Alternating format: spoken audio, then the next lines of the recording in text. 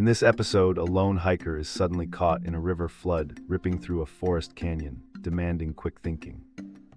He identifies exit routes, finds a safe eddy, and rigs a makeshift log bridge to retreat before the current worsens. Using a tarp and branches, he creates a low-spray shelter and insulates with dry leaves to endure the weight. He conserves energy, signals rescuers with a reflective tool, and rationing water and snacks to survive uncertainty.